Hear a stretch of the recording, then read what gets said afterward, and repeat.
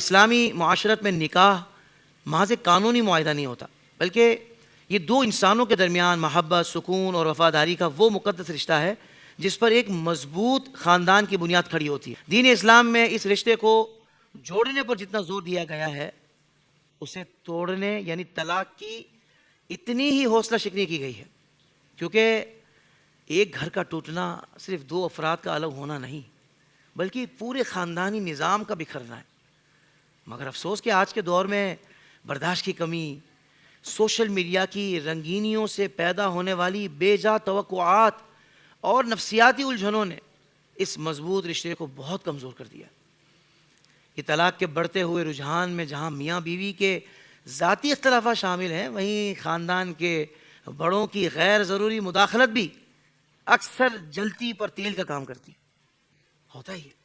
جب ہم سنتے ہیں تو واقعی اس طرح کی باتیں آتی ہیں۔ معاملہ اتنا بڑا نہیں تھا، ابھی ریسنٹلی سوشل میڈیا پر وہ کلپس بھی سامنے آئے جس میں ایک مشہور کوئی جوڑا تھا، مشہور معاملہ تھا، تو اس کو میڈیا نے اتنی ہائپ کریٹ کی کہ بھائی یہ ہو گیا وہ ہو گیا، بعد میں پتہ چلا کہ یہ اسکرپٹڈ تھا اور چینل کی ریٹنگ کے لیے سارا ڈرامہ رچایا گیا۔ آپ کیا میسیج دینا چاہ رہے ہیں؟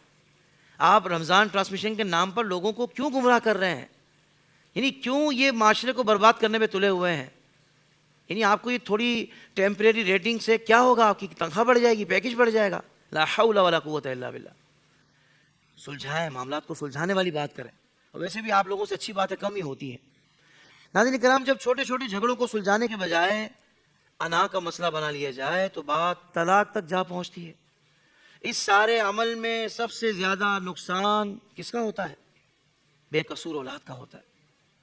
بیچارے ہائے، نہ باپ کے رہتے ہیں نہ ماں کے رہتے ہیں، کیونکہ وہ تو دونوں کے رہنا چاہتے ہیں، مگر اب دونوں کا جھگڑا ایسا ہو گیا کہ اولاد سب سے زیادہ پریشان ہوتی ہے۔ وہ کہتے ہیں کہ وہ باپ کی محبت کو بھی ترستی ہے اور ماں کی ممتا کو بھی ترستی ہے، کیونکہ وہ اپنے معاملات سے باہر آئیں گے تو اولاد کی فکر کریں گے نا۔ بہرحال جو والدین اس جنگ میں نفسیاتی ٹوٹ پھوٹ اور شدید عدم تحفظ کا شکار اولاد کو کر دیتے ہیں، بہت برا حال ہوتا ہے۔ پھر ٹوٹے ہوئے گھرانوں میں پرورش پانے والے بچے اکثر وہ توجہ اور تربیت نہیں پا سکتے جو ایک پرسکون معاشرے کی تشکیل کے لیے ضروری ہے، جس کے اثرات آگے چل کر پورے سماج پر مرتب ہوتے ہیں۔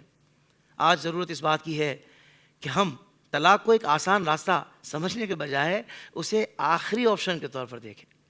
ہم نے پہلا آپشن طلاق کو سمجھ لیا ہے کہ بھائی طلاق ہی حل ہے، طلاق مسئلے کا حل نہیں ہے۔ ہاں، یہ ناپسندیدہ جائز عمل ہے جو اللہ کے ہاں ناپسندیدہ ہے، جائز ہے، مگر وہ بھی جو ایک صورتیں ہیں، جو اس کی شرائط ہیں، جو واقعتاً اس کی ضرورت کا معاملہ ہے، وہ سب بھی ذہن میں ہونا چاہیے کہ وہ کس لیول پہ جا کے انتہا پر آپ نے طلاق دینی ہے، کس مجبوری کے عالم میں۔ تو اس کو پہلا آپشن نہیں، آخری آپشن ہونا چاہیے۔